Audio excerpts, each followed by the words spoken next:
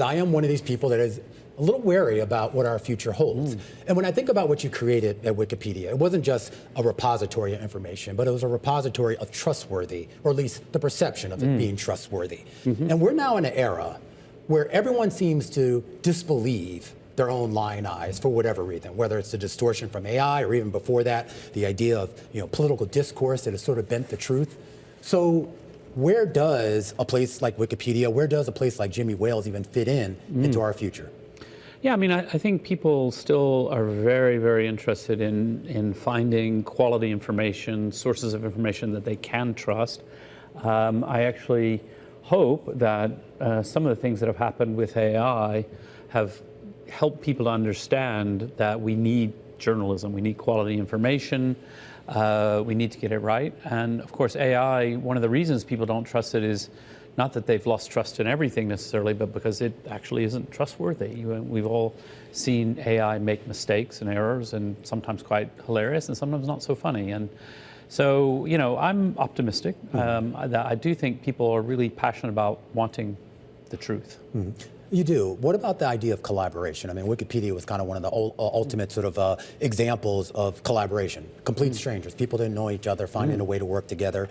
And now we're in a society where it seems like no one trusts anybody unless they're, part of your tribe. Well, I mean, it seems that way sometimes, but I actually caution that if we're not careful and we spend a little too much time on Twitter or whatever like that, you can get a very negative view of human nature. But we have to understand the algorithms are promoting content that's divisive, or even if the algorithms don't do it, people are drawn, like moths to a big argument or a fight or a flame war or something like that. But actually, if you think about normal day-to-day life and people you meet, you still pretty much trust people. Most people are basically decent and good.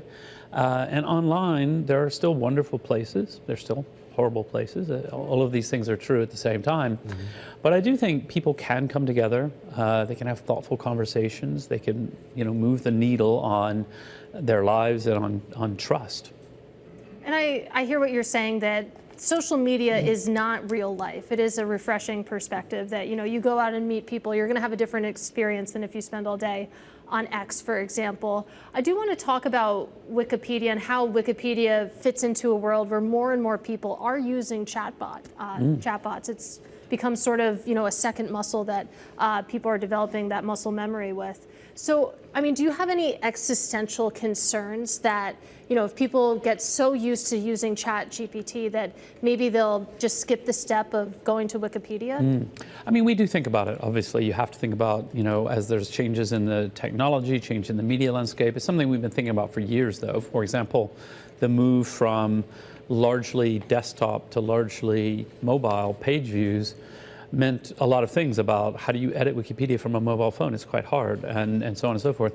So we have to be aware of that. We're not super concerned, simply because, well, for one thing, we're a charity and we're volunteers, and we just edit Wikipedia because we love it, and we're happy that it's popular, and that's great.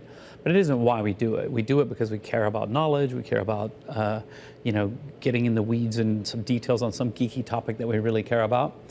But I do worry, for the world. If people are not aware of how flawed large language models are, and they take what it says. I mean, one of the biggest problems with large language models is even when they're wrong, the way the technology works, kind of guessing the most plausible next token, next word, generates things that are wrong but plausible. And that's actually, in a way, worse. If you asked a question and it said something completely crazy, you would go, oh, that sounds crazy. But if it sounds plausible, you might believe it. And so people need to be aware of that. They need to believe, you really can't trust it.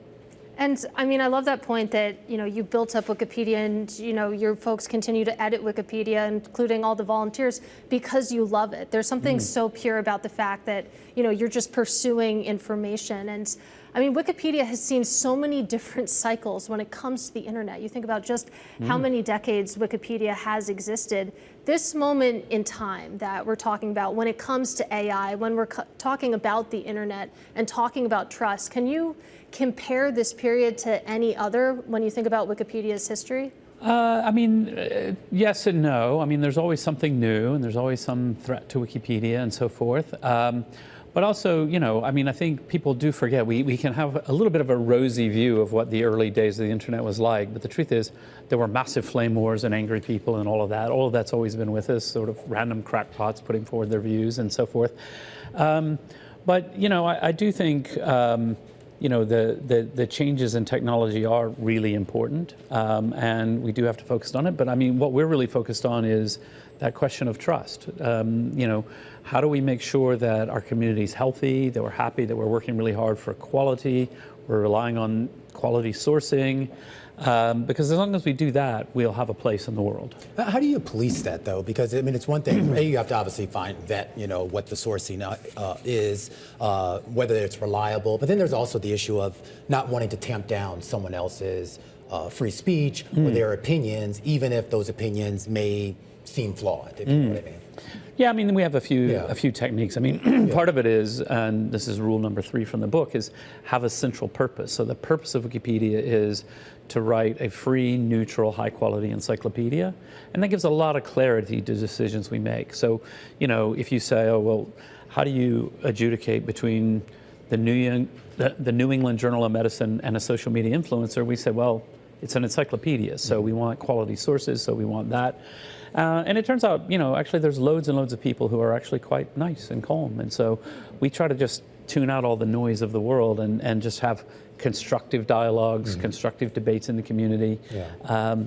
It's never easy, but it's just what we do. You reference the idea that you are a charity, a nonprofit. I mean, how secure is Wikipedia's future with that? I mean, we're okay. I mean, we always have to take fundraising very seriously, and the vast majority of money that supports Wikipedia is the small donors. Average donation is just over $10. And that's really important for our intellectual independence. We're coming up on our 25th birthday, and we've been doing it for a long time. So we're confident the public will continue to support us. Our donors are happy and all of that. But you do have to worry. Certainly one of the things that we're kind of raising our hand to complain about is all of the AI bots scraping Wikipedia are actually costing us a lot of money, and our donors aren't donating to subsidize Sam Altman, they're donating to help Wikipedia. And so we think they should be using our enterprise product and sort of... Has there been any discussion about suing or any kind of legal action? No, not yet. Not yet. I mean, we're too friendly and too friendly. But we, Google's always been a great customer of the enterprise product, and we're talking to the others. And we may go in for whether or not we would use Cloudflare or not. I don't know. I'm not on top of all that stuff. But using something to block the AI crawler bots to say, look, it's really not fair. Like, you need to pay because you're costing our donors a lot of money, and that's not really what it's all about. That's something that we would probably consider.